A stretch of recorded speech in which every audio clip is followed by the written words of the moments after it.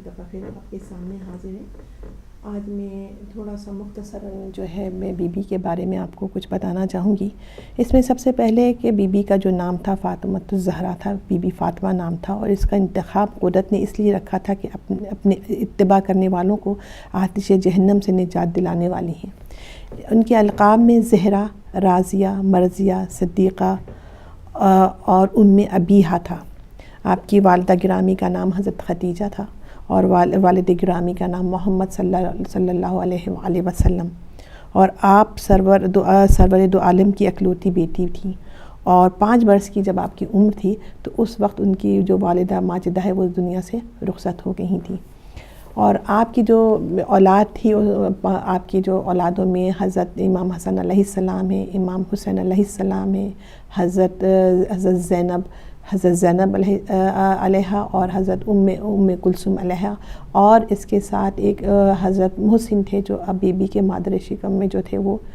شہید ہو گئے تھے۔ تو اولادوں میں یہ تھے، اور اس کے ساتھ بی بی کے جو عقد کی خاص جو بات، کیونکہ آج ان عقد کا ہے بی بی کے،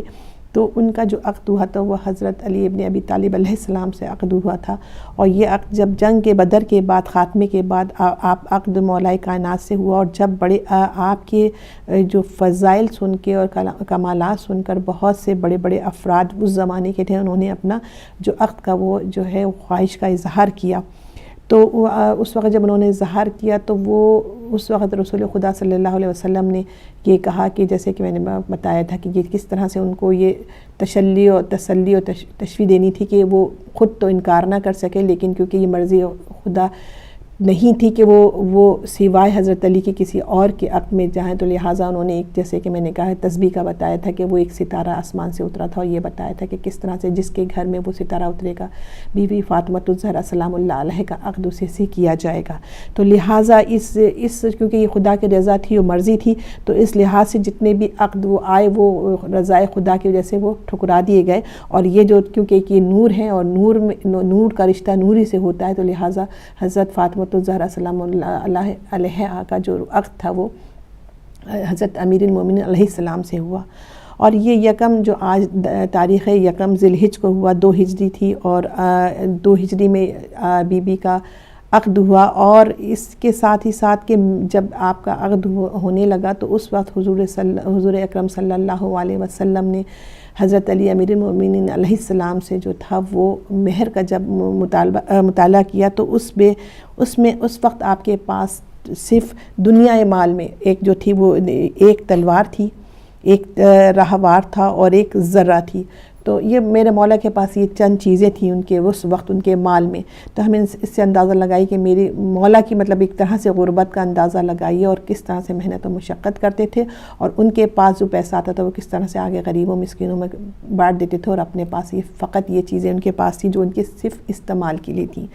تو اس وقت اس رسول خدا صلی اللہ علیہ وسلم نے ارشاد فرمایا کہ یہ جو ذرہ ہے اس کو تم فروخت کر دو، اور جب وہ ذرہ کو فروخت کر دیا گیا تو اس سے جو ان کو پیسے ملے وہ 500 دینار تھے، تو لہٰذا وہ جو 500 دینار تھے وہ حق مہر میں ادا ہوئے۔ اور اس طرح سے ہمیں یہ بتایا گیا ہے کہ اس چیز کی ضرورت کیوں پیش آئی اور کس لیے رکھی گئی، اور اسلام میں اس کی کیا جو قدر و منزلت ہے مہر کی، اس لیے بتایا جاتا ہے کہ یہ مہر جو ہے آپ نے فوراً ادا کرنا ہے، اور یہ بہت لازم ہے کہ مہر کی حق کو جو رقم کو وہ آپ رکھیں۔ اس کے ساتھ یہ بھی ہے کہ اور جہیز کے بارے میں میری بی بی کے پاس جب جہیز لے کے گئی تھی تو ایک سفید چادر تھی، ایک سفید پیرہن تھا ان کے پاس، اور ایک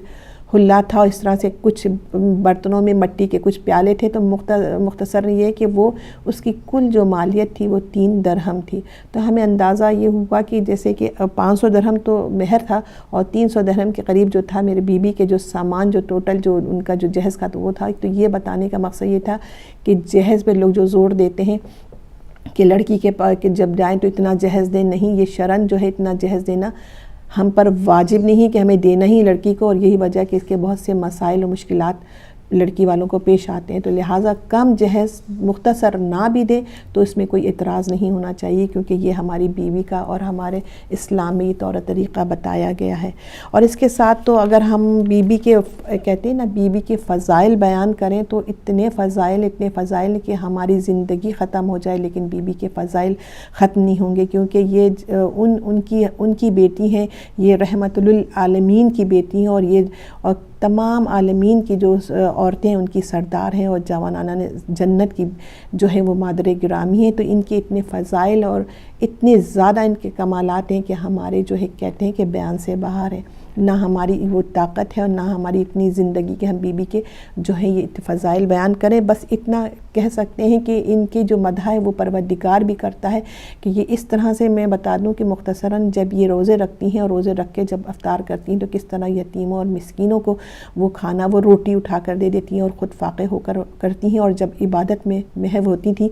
تو یقین جانی کہ جب وہ اس نے فاقوں میں جب رہتی تھی تو ان کے جو پیٹ تھا وہ پسلیوں سے لگ گیا تھا اور بچے اور خود کانپ رہی ہوتی تھی، تو یہ ان کی فضیلت ہے کہ جس پہ اور ان کی مدح کے لیے پروردگار عالم نے اس وقت جو تھا وہ سورۃ دہر کو نازل کیا، تو لہٰذا جس کی مدح سرائی ایک پروردگار رب ہمارا کرے تو ہماری وہ کیا حیثیت ہو سکتی ہے کہ ہم ان کی مدح کر سکتے ہیں، ہماری زندگیاں ختم ہو جائے لیکن بیوی کی جو ہے ہم کوئی بھی فضائل کو اس طرح سے بیان نہیں کر سکتے جو ہمارے رب جب جن ہستیوں کی جو ہے وہ فضائل بیان کرے، جن کی مدح پروردگار عالم کرے۔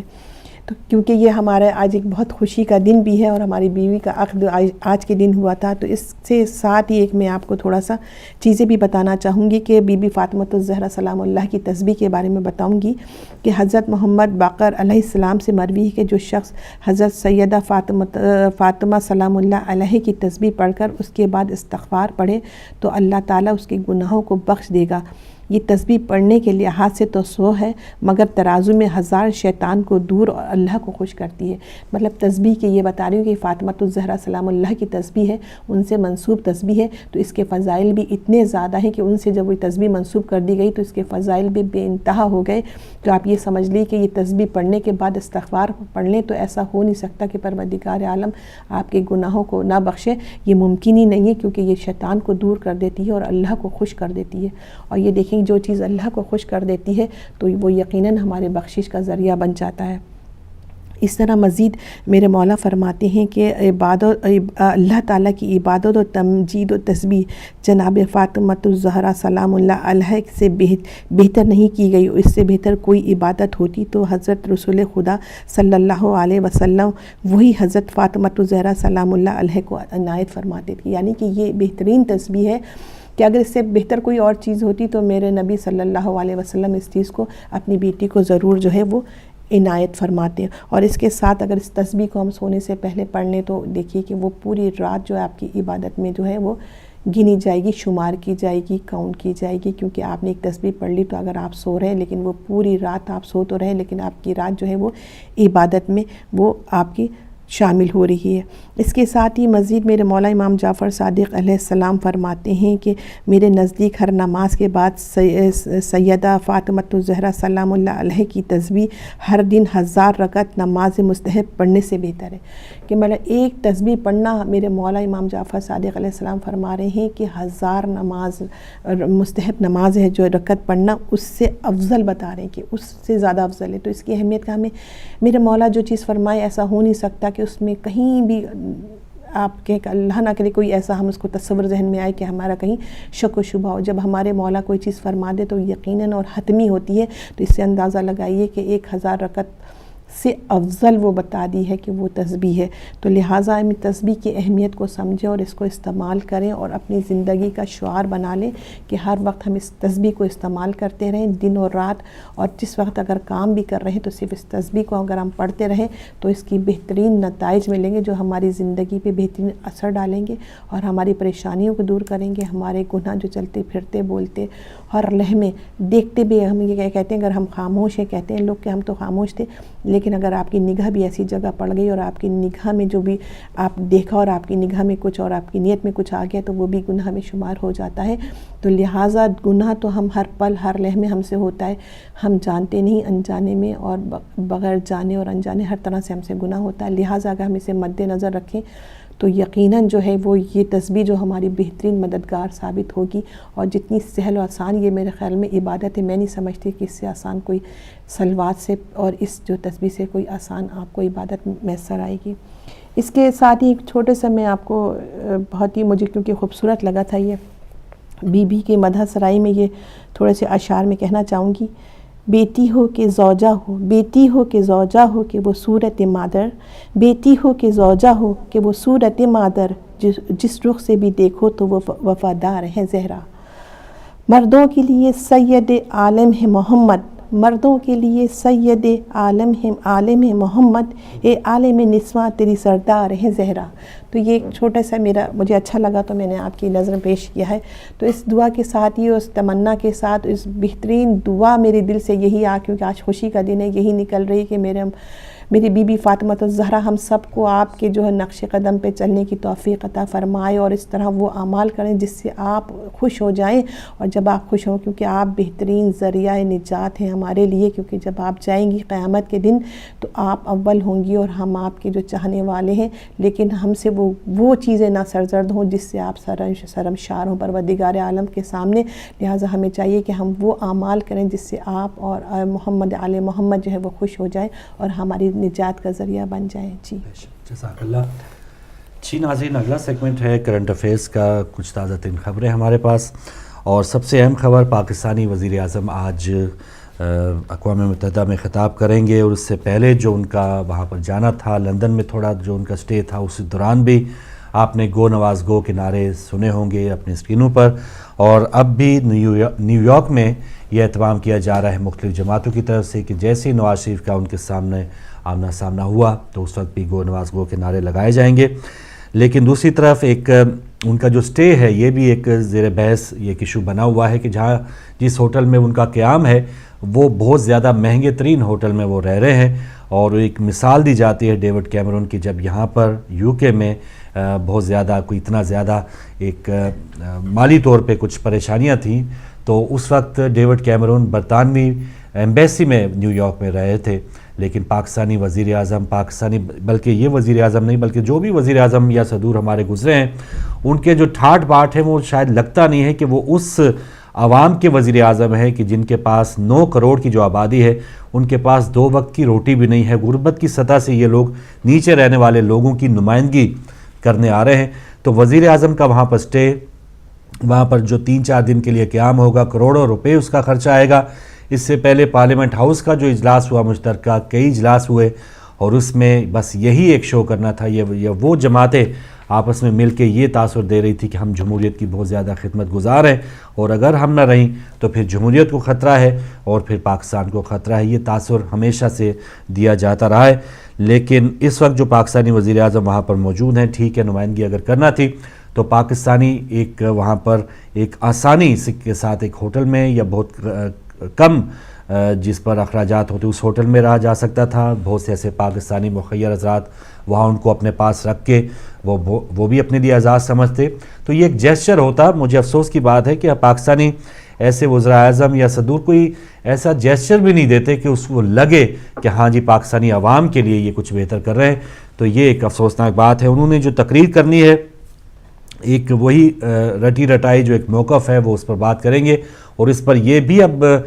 سننے کے قابل ایک چیز ہوگی کہ وہ کشمیر سے متعلق کوئی اپنی بات کو دہرائیں گے یا پاکستان کا جو موقف ہے اس کو دہرائیں گے یا نہیں. کیونکہ آئندہ جو ان کی ملاقات ہے اور اسی دوران اگر وہ انڈین وزارت خارجہ کا یہی خیال ہے کہ اگر پاکستانی وزیر اعظم کشمیر سے متعلق کوئی بیان دیں گے تو پھر مودی صاحب سے ان کی ملاقات مشکل ہوگی، اور اگر وہ کشمیر سے متعلق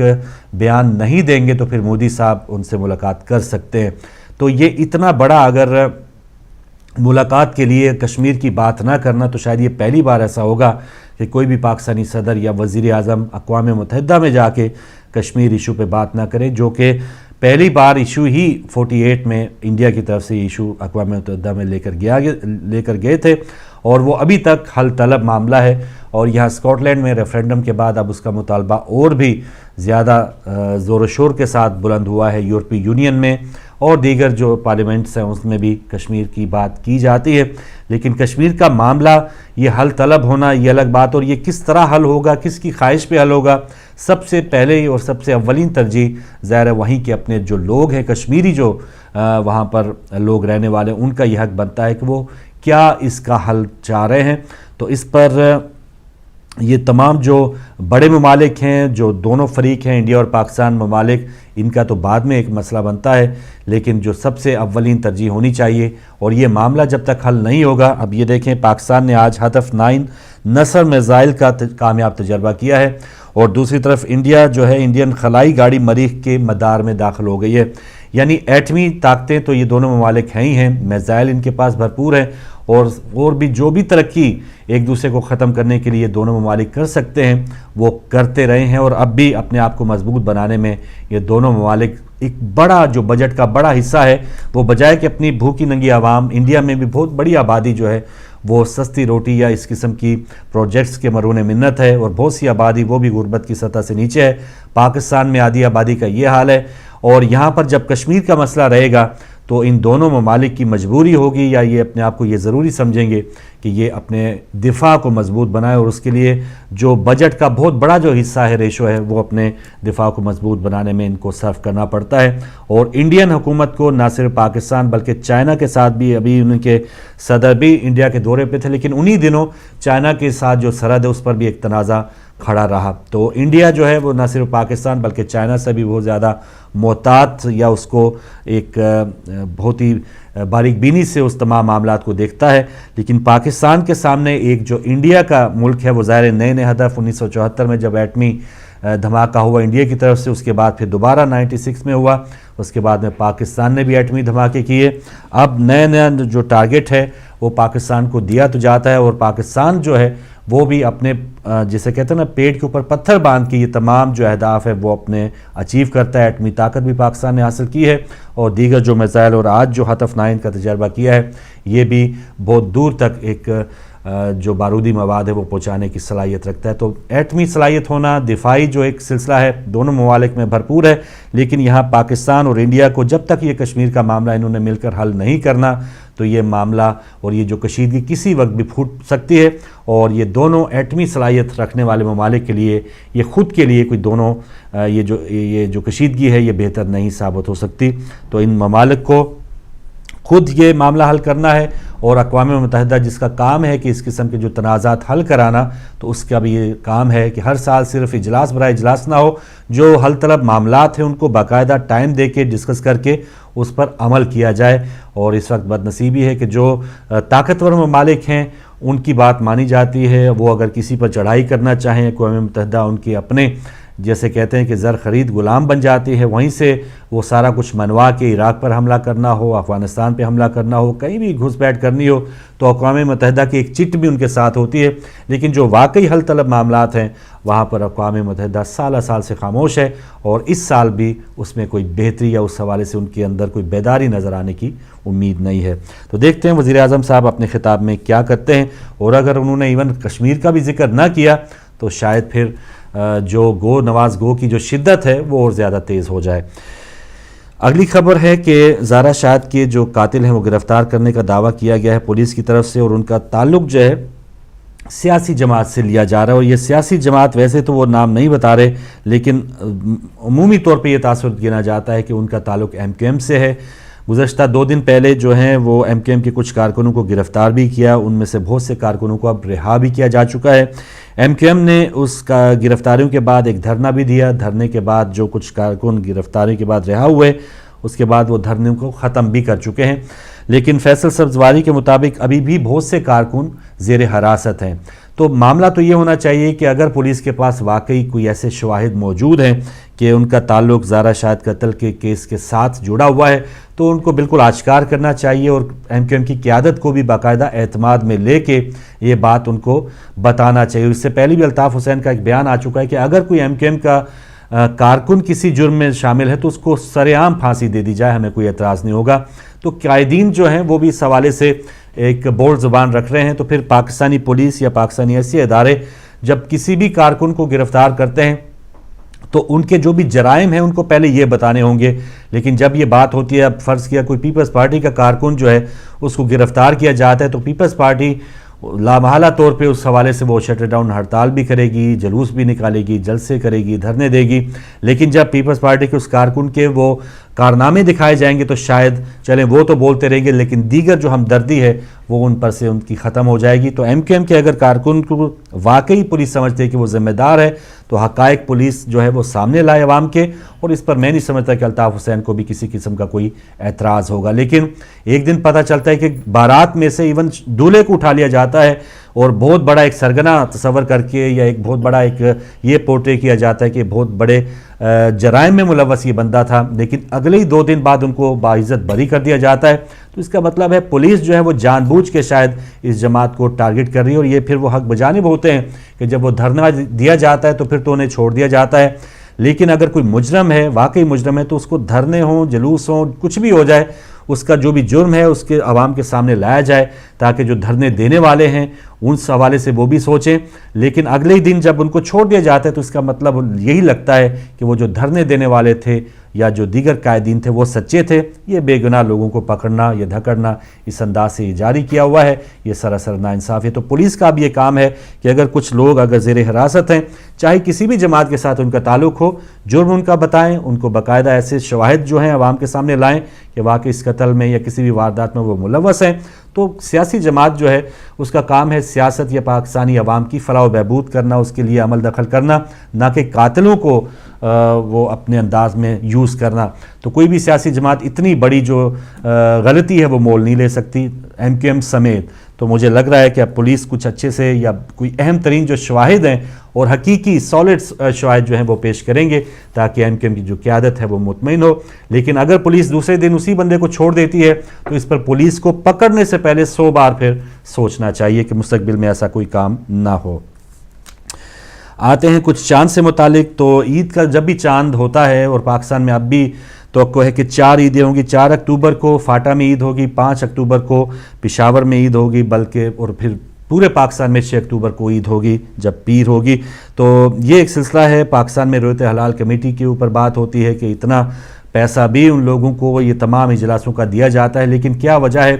کہ جب کوئی بھی گواہی آتی ہے تو ایک ہی علاقے کے لوگ جو ہیں اس پر عمل کرتے ہیں, دوسرا پاکستان کا پورا حصہ اس سے بالکل کٹا ہوا ہوتا ہے. تو یہ کس قسم کا ایک سلسلہ ہے جو ابھی تک جاری ہے بدنصیبی سے. لیکن خوش نصیبی یہاں یو کے لوگوں کے لیے کہ اس بار جو عید الفطر کے موقع پر بعد میں اگلے دن ہیڈ لائن بھی آ گئی تھی کہ جن لوگوں نے ایک دن پہلے عید منا لی اس کے بعد ان کو معافی بھی مانگنا پڑی. لیکن اس بار یکم ذی الحج جو ہے وہ تمام جو مکتبہ فکر کے مطابق وہ موجود ہے, اور جو اس وقت جو عید ہوگی یو کے میں وہ اتوار 5 اکتوبر کو ہوگی. عید الاضحیٰ اتوار 5 اکتوبر کو ہوگی. تو یہاں پر تو عید اکٹھی ہو رہی ہے, لیکن پاکستان میں روایت برقرار ہے اور اس روایت کو توڑنا ہوگا, اور اس میں توڑنے کے لیے سب سے اولین کام رویت حلال کمیٹی کا ہوگا اور حکومتوں کا ہوگا. جی, ایرانی صدر کا ایک بیان. ایرانی صدر حسن روحانی نے کہا ہے کہ دولت اسلامیہ ISIS کے پیچھے جو ریاستیں اور ایجنسیاں ہیں انہیں اپنی غلطی کا اعتراف بھی کرنا چاہیے. تو یہ بہت اچھا ان کا کہنا ہے کہ پہلے دہشت گردوں کو طالبان سے یا القاعدہ سے آپ اگر سوچیں یا دیکھیں کہ کون کون سی حکومتیں پہلے طالبان کو بنانے والی ہیں پھر انہی کو دہشت گرد قرار دینے والی ہیں. اسامہ بن لادن کن کا پالا ہوا ہے. تو حسن روحانی صاحب کا بھی یہی کہنا ہے کہ جو شام میں یا جو عراق میں دولت اسلامیہ کے نام پہ جو ایک تنظیم تھی دہشت گرد تنظیم, اب تو اس پہ آپریشن کیا جا رہا ہے, لیکن ان کو بنانے والوں کو بھی تھوڑا سا اپنے گریبانوں میں جھانکنا چاہیے کہ پہلے یہ ایسی تنظیمیں بناتے ہیں, جب پوری انسانیت کے لیے یہ خطرہ بن جاتی ہیں تو پھر ان کو ہوش آتا ہے. اگر شیعوں کو مار رہے ہوں یا املاک کو نقصان پہنچا رہے ہوں, مزارات کو گرا رہے ہوں, پھر تو یہ بالکل خاموشی جو ہے وہ ہمیں نظر آتی ہے. لیکن کوئی ایک آدھ اگر فوراً کوئی صحافی یا کوئی بھی دیگر ممالک کا یا طاقتور ممالک کا کوئی بندہ مارا جاتا ہے تو پھر یہ لوگ انہی لوگوں کے خلاف ہوتے ہیں. لیکن یہی ہونا چاہیے, انصاف کا تقاضا یہی ہے کہ جب اس قسم کی تنظیمیں بنائی جا رہی ہوتی ہیں تو اس کے اثرات دور اثرات کیا ہوں گے. جب ان کے اپنے ہاتھوں سے یہ جو لوگ نکل جائیں گے تو کیا دنیا میں یہ گل کھلائیں گے. اس چیز کا یہ بڑے ممالک کو ضرور سوچنا چاہیے, جس کا اشارہ دیا ہے ایرانی صدر روحانی صاحب نے. جلدی سے کھیل کے میدان سے خبریں ہیں کہ ہاکی کے میدان میں کل پاکستان نے انڈیا کو ہرا کر سیمی فائنل میں رسائی حاصل کی ہے, اور ہاکی میں پچھلا جو ورلڈ کپ تھا اس میں پاکستان نہیں کوالیفائی کر پایا، لیکن پاکستان کی ہاکی ٹیم کم بیک کر رہی ہے۔ اب دیکھیں کہ ایشین گیمز کا ایشین ٹائٹل ہولڈر ہیں، اور اس میں دیکھتے ہیں کہ وہ کوریا کو جب تک نہیں ہرائیں گے تو یہ ٹائٹل ویسے کا ویسا ہی، اور خطرناک حد تک پاکستان کی ہاکی اسی نیچ پہ رہے گی، کیونکہ یہاں ایشین گیمز وہ جیتیں گے تو اولمپکس کے لیے کوالیفائی کر پائیں گے۔ اور پاکستان کی اور انڈیا کی وہ ہاکی ٹیمیں ہیں کہ جب کم سے کم وکٹری سٹینڈ میں یہ دونوں ٹیمیں ضرور ہوتی تھیں، لیکن اب یہ ایسا وقت ہے کہ اس ورلڈ کپ میں انڈیا کی ٹیم تو آئی تھی، لیکن وہ اس کی جو پوزیشن ہے شاید وہ 8ویں یا 9ویں پوزیشن تھی، اور پاکستان نے تو ایون اس میں کوالیفائی تک نہیں کر پائی تھی۔ تو یہ چیز تھی پاکستانی ہاکی اور انڈین ہاکی کے لیے۔ دونوں ٹیموں کو زیادہ سے زیادہ کھیلنا چاہیے، جو رولز نئے نئے بنائے گئے ہیں اس پر عمل کر کے ہی، یا جو ڈرلز یا جو اس قسم کی جو اب نئی ہاکی تشکیل دے دی گئی ہے اس میں بھی پاکستان اور انڈیا کو جب تک پریکٹس نہیں ہوگی وہ اپنا اوپر کا جو ایک سابقہ مقام ہے وہ نہیں حاصل کر پائیں گی۔ بنگلہ دیش کے خلاف خواتین کی پاکستان کی کرکٹ ٹیم نے آج میچ جیت کر کوریا میں ایشین گیمز میں ایک گولڈ میڈل جیت لیا ہے، تو خواتین کے لیے بھی ایک اچھی خبر ہے، اور پاکستان کے لیے کہ چلیں گولڈ میڈل جیتے ہیں۔ خواتین کی بات ہو رہی ہے، کلپ میں دکھاؤں گا، اور جہاں گو نواز گو کی بات ہوتی ہے اور جہاں پر موروثی سیاست کی بات ہوتی ہے، تو ایک جیسے سعیدہ واسی کی تو ہم بات کرتے ہیں کہ وہ بھی بہت بہادر تھی، لیکن پاکستان کا دل جو لاہور میں ایک خاتون ہے جنہوں نے حمزہ شہباز شریف کو کافی آڑے ہاتھوں لیا تھا، اور موروثی سیاست کے حوالے سے جو ایک غصہ اور ایسے جو تمام میاں برادران کے کارنامے ہیں جو عوام میں غصہ پایا جا رہا ہے، وہ اس کی ایک جھلک 30-35 سیکنڈ کا یہ کلپ ہے، وہ دیکھتے ہیں۔ اس کے بعد میں تو چاہوں گا اس کو 2 بار چلائیں اس کے بعد، تاکہ آپ کو وہ جو نظارہ ہے اور وہ جو ذلت میاں برادران اور ان کی پوری جو اس وقت اولاد کو بھی اٹھانی پڑ رہی ہے وہ دوبارہ دیکھیے گا۔ اس کے بعد بریک کریں گے، بریک کے بعد واپس آئیں گے۔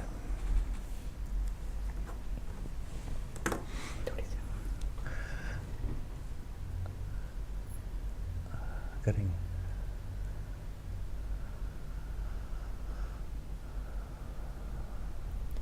تھوڑی آواز